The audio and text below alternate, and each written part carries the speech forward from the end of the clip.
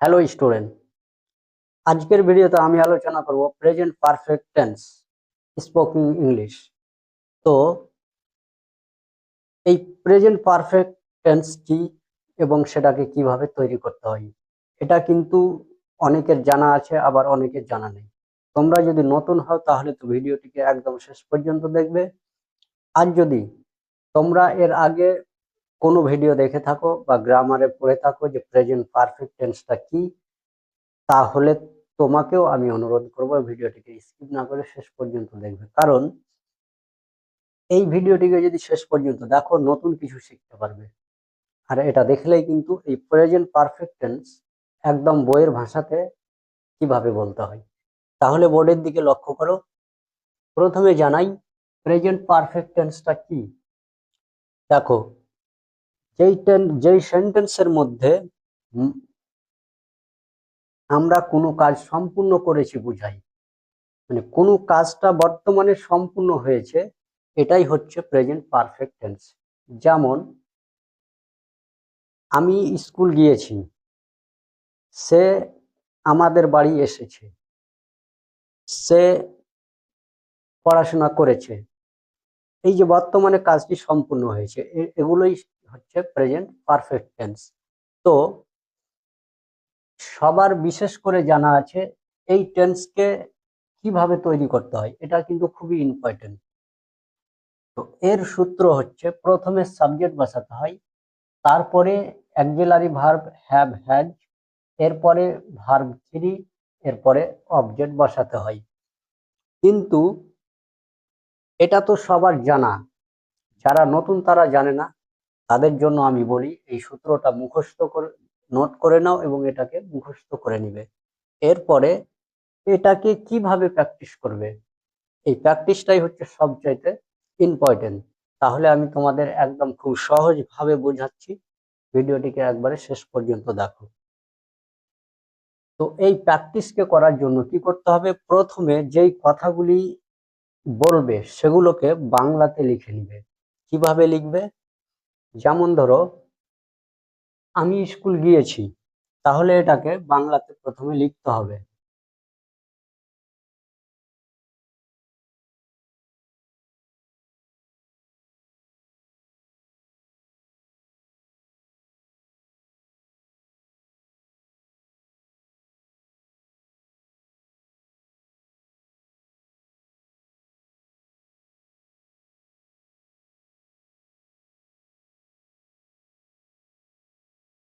আমি স্কুল গিয়েছি।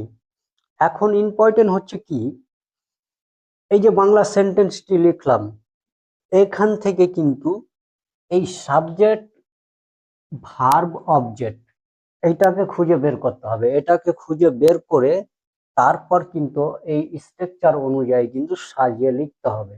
তাহলেই কিন্তু এই সেন্টেন্সটি খুব সহজে হয়ে যাবে।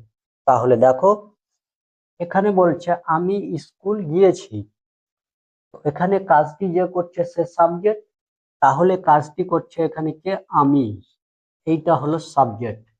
তাহলে এখানে কি কাজ করছে, গিয়েছি মানে যাওয়ার কাজ হচ্ছে, তাহলে এই যে গিয়েছি এটা হচ্ছে কিন্তু ভার্ব থ্রি। কোথায় গিয়েছি, স্কুলে গিয়েছি, এই স্কুল হচ্ছে কি অবজেক্ট। তাহলে সাবজেক্ট ভার্ব থ্রি অবজেক্ট আমরা কিন্তু খুঁজে পেলাম। এবার হ্যাভ এবং হ্যাজটাকে কোথায় কিভাবে বসাতে হবে, এটাও কিন্তু খুবই ইম্পর্টেন্ট। তাহলে দেখো, প্রথমে জানতে হবে এই হ্যাভ এবং হ্যাজটি কোথায় বসবে। তো have, I you, we they, মানে আমি, তুমি, আমরা এবং তারা, এইগুলো দিয়ে যদি আমরা কোনো কথা বলি সেখানে কিন্তু হ্যাভ ব্যবহার করতে হবে। যখন সে, হি, সি এবং ইট, যখন আমরা এই সে যখন দিয়ে কোনো কথা বলবো বা কাউকে বোঝাবো, তখন কিন্তু এই হ্যাজ ব্যবহার করতে হবে, মানে অ্যাক্সিলারি ভার্ব হ্যাজটাকে বসাতে হবে। তাহলে এখানে যেহেতু আমি বলছি আমি স্কুল গিয়েছি, তাহলে এখানে আমি আছে মানে আই, তো এখানে কিন্তু কিভাবে হ্যাভ বসবে, কিন্তু কিভাবে হ্যাভ এবং কোথায় বসবে এটা দেখো। তাহলে এটাকে একটু সংক্ষেপে লিখতে হবে এইরকম। সাবজেক্ট, এরপরে হচ্ছে হ্যাভ হ্যাজ,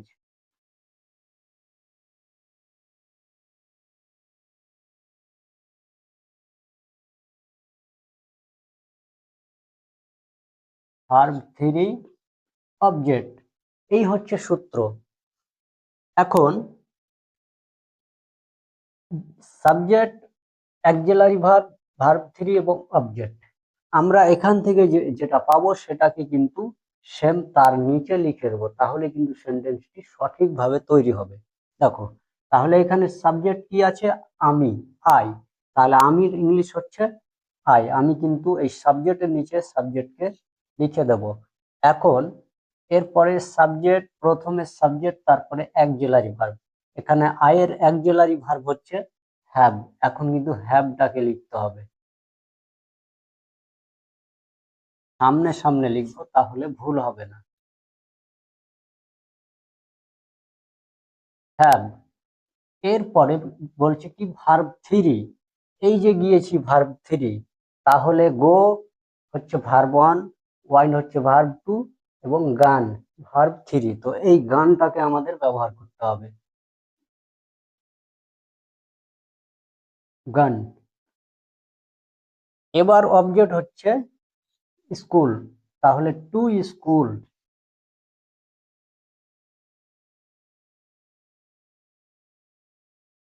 টু স্কুল। তাহলে কি হলো? আই হ্যাভ গান টু স্কুল, আমি স্কুল গিয়েছি। তাহলে ঠিক এইভাবে কিন্তু লিখতে হবে, তাহলে কিন্তু কি হবে, এটা আর ভুল হবে না। আর যারা এই প্র্যাকটিস যাদের জানা আছে, যাদের প্রেজেন্ট পারফেক্ট খুব ভালোভাবে জানা আছে, তাদের জন্য তো খুব ইজি। আর তোমরা যারা নতুন, তাদের জন্য একটু কঠিন। তাহলে এটাকে মুখস্থ করে এইভাবে কিন্তু লিখতে হবে। এখন আমি তোমাদের যেটা দেখাতে চেয়েছি সেটা হচ্ছে জাস্ট, মানে এই মাত্র। এই জাস্ট দিয়ে শিখে যদি সেন্টেন্স গুলিকে গঠন করতে জেনে যাও, তাহলেই কিন্তু স্পোকেন ইংলিশটা আরো কিন্তু প্রফেশনাল হয়ে যাবে, আরো কিন্তু ভালো হবে। যেমন যেই কথাগুলি আমরা বলে থাকি যে আমি এই মাত্র স্কুল গিয়েছি, আমি এই মাত্র স্কুল গিয়েছি। তো এটাকে কিভাবে বলবে?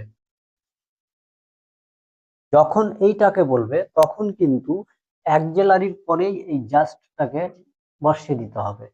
তাহলে এই যে অ্যাক্সিলারি হ্যাভ এবং হ্যাজ আছে, এর পরে বসবে কিন্তু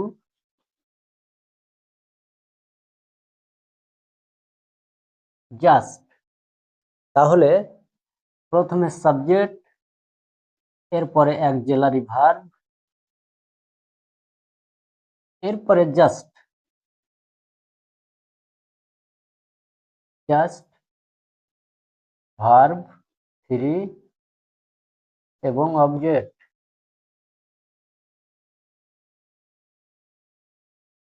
আই হ্যাভ জাস্ট গান টু স্কুল, আমি এই মাত্র স্কুল গিয়েছি। এখন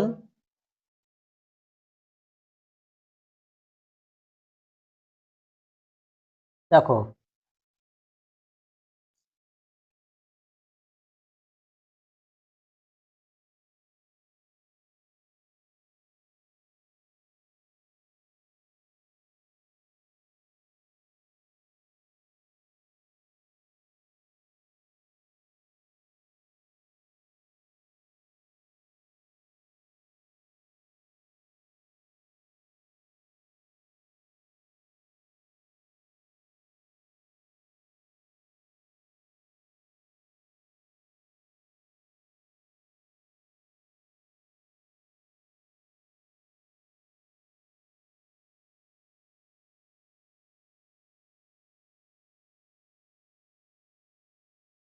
তাহলে দেখো, তারা এইমাত্র রাত্রের খাবার খেয়েছে।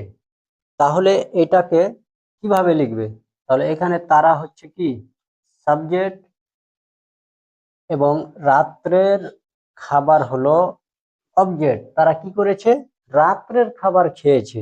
তো রাত্রের খাবার অবজেক্ট, আর এই মাত্রটা হচ্ছে এই জাস্ট, খেয়েছে হচ্ছে verb 3।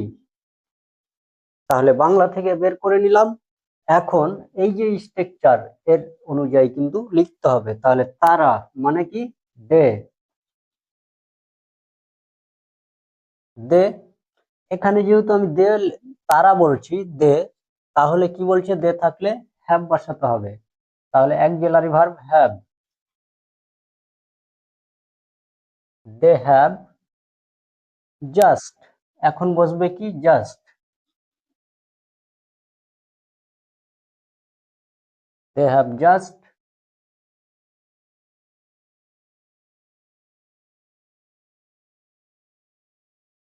Verb 3 eaten dinner, dinner হচ্ছে object.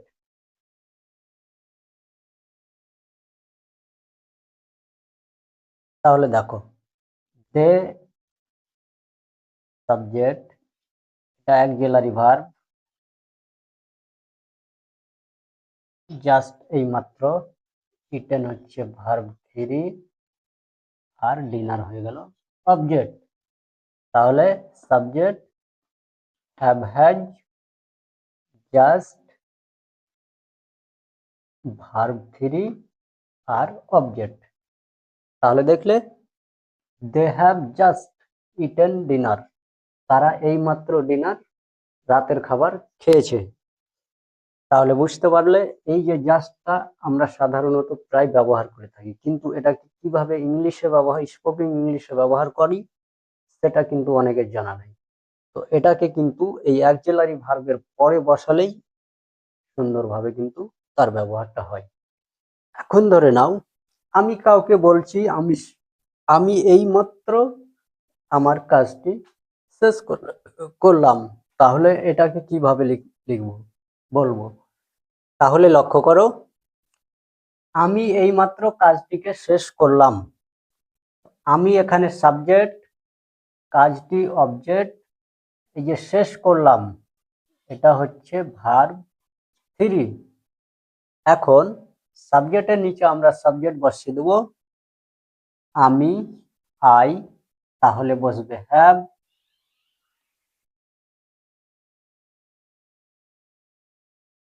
I have just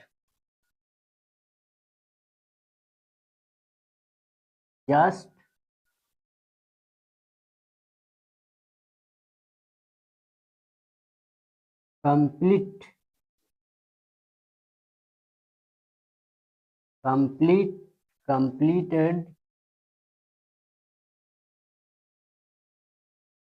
just completed object হচ্ছে কি কাজ, ওয়ার্ক।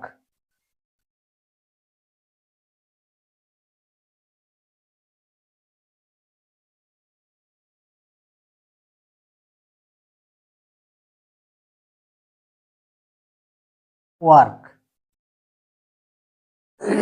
তাহলে I have just completed work, আমি এইমাত্র কাজটি শেষ করলাম। তাহলে আজকের ভিডিওটি এই পর্যন্ত। ভিডিওটি ভালো লাগলে একটা লাইক দিয়ে দাও, চ্যানেলটিকে সাবস্ক্রাইব করো এইরকম ভাবে খুব সহজেই গ্রামার শেখার জন্য, এবং ভিডিওটিকে বন্ধুদের সাথে শেয়ার করো, তারাও যেন খুব ইজিলি স্পোকেন ইংলিশ শিখতে পারে। আর ভিডিওর শেষে আমি যেটা বলতে চাই সেটা হচ্ছে এই যে সাবজেক্ট ভার্ব অবজেক্টটা কি, সেটা যদি তোমাদের না জানা থাকে তাহলে কিন্তু তোমরা এখান থেকে এই ভিডিওটিতে ক্লিক করো এবং দেখে নাও আমি খুব সহজ করে বুঝিয়েছি সাবজেক্ট ভার্ব অবজেক্ট কি। কারণ এই সাবজেক্ট ভার্ব অবজেক্টটা যদি বুঝতে না পারো তাহলে কিন্তু এই সেন্টেন্সগুলি শিখতে খুব অসুবিধা হবে। Thanks for watching.